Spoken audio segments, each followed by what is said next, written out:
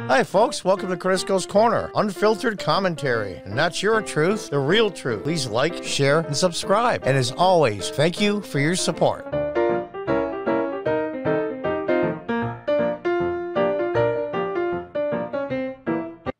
Hi folks, welcome back. I'm going to play a short clip here. This is the post-mortem, so to speak, on the Virginia gubernatorial election. And of course, this is CNN. A trusted name in news. I think that was their logo, right? Or their theme, or whatever you want to call it. This is from Brianna Keeler. Dog whistle racism played a part in Youngstown's win. And that's all they have. That's all they have. So let's listen. The playbook also is obviously, there was all of this, talking about critical race theory and representing it as if it was happening in elementary school, which of course is not even being taught there, but it's BS. You see the meter there.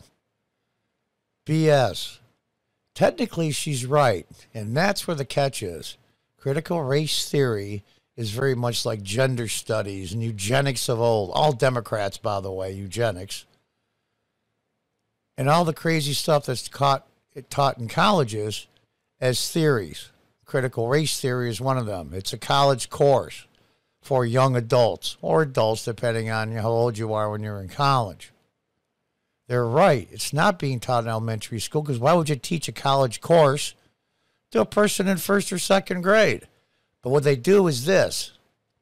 It's the fundamentals of critical race theory.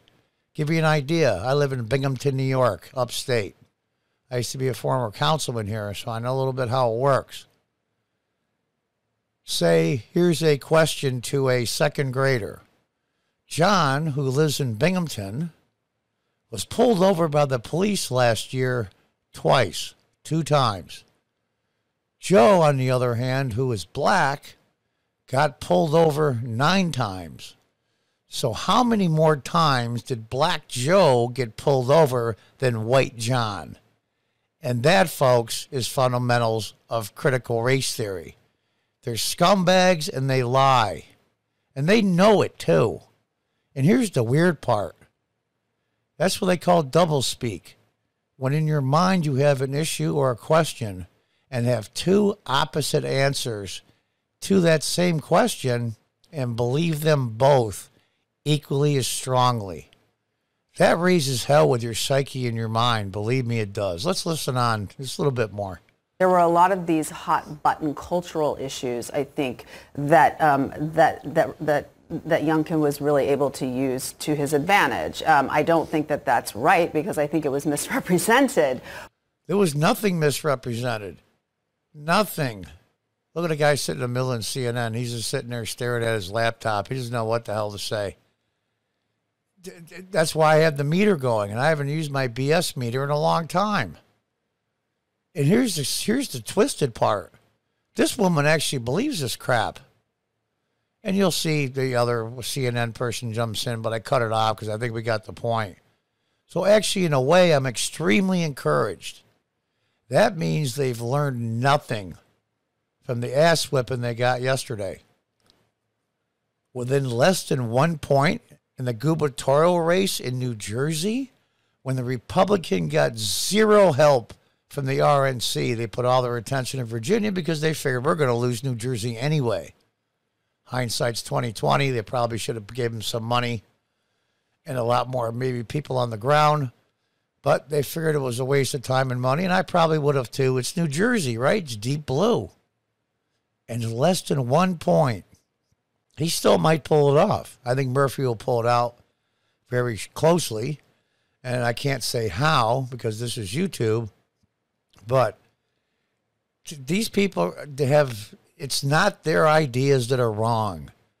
It's not the progressive CRT stuff and all the rest that's wrong. It's not wrong that we have to give billions in reparations to non-whites from white people, by the way, whose great-great-great-grandfather did something bad, and we have to pay for it. There is one country in the world where your relative does something against the state, where every single blood relation of that person forever is put in camps and enslaved. And that's North Korea. Think about that. But this is now, I think, also the Republican playbook is to use these issues to scare people, basically, a feeling out of control, that everything's out of control with their children and they need to be protected from these people with this demagogues and this agenda, right? Yeah. Yeah, protected. Protected from the truth. Youngkin didn't say anything bad. He was just telling the truth. CRT as a course is not being taught. That's correct. So, if they were sitting in a court of law and somebody asked them that and they swore under oath, they wouldn't be lying technically. And that's the scumbag part. They know exactly what they're doing. But what they're not, they're great at controlling culture and manipulating things, incredibly great at it. But what they're not so good at is listening to the American people, because they think their job in the world is to convince everybody else how they think. And if they don't, they're the enemy. So there you have it. It's incredible. Absolutely incredible. So let's look at a few photos here, and we'll talk about this a little bit more. Now we're going to talk about a little bit some things I picked up online concerning the fallout from yesterday's election, the Virginia gubernatorial election, as well as New Jersey gubernatorial election, which is still a deep blue state. New Jersey hasn't decided yet who the governor is. It's less than 1%. I know hindsight's 20/20, but I wish the RNC had put a little bit more money in it, but I wouldn't have either, because it's like putting a ton of money for the governorship of California. I mean, for a Republican, what's the point? This is interesting. Holy SHIT, guys. Calls from members of Congress and Hill contacts this AM about Democrat mood and strategy. 3 takeaways. Get ready for an avalanche of Democrat retirements. Oh, yeah. Starting with Pelosi. Biden agenda dead. No way forward. Kaput. Members calling McCarthy Mr. Speaker now. Now, I hope that she doesn't retire before the end of her term, Pelosi. And I say that not because I like her and want her to stay there, but I want her to have the distinction in history of being the only Speaker of the House to lose the majority twice. That's my understanding. I've looked it up and I can't find the evidence contrary. It's amazing to me. And this is something, you look at it, Glenn Youngkin, big check mark, Donald Trump endorsed. Glenn has my complete and total endorsement. Donald J. Trump, official endorsement of Glenn Youngkin, 5/11/21. And they got some quotes. They said, this guy is like Donald Trump. And I said, thank you very much. And they have the quote in Virginia Beach, where, by the way, my daughter and her family live. And I believe Youngkin spent most of his childhood there. President Trump respects so much of why I'm running. Said that too. We'll take back Virginia. Glenn will truly make Virginia great again.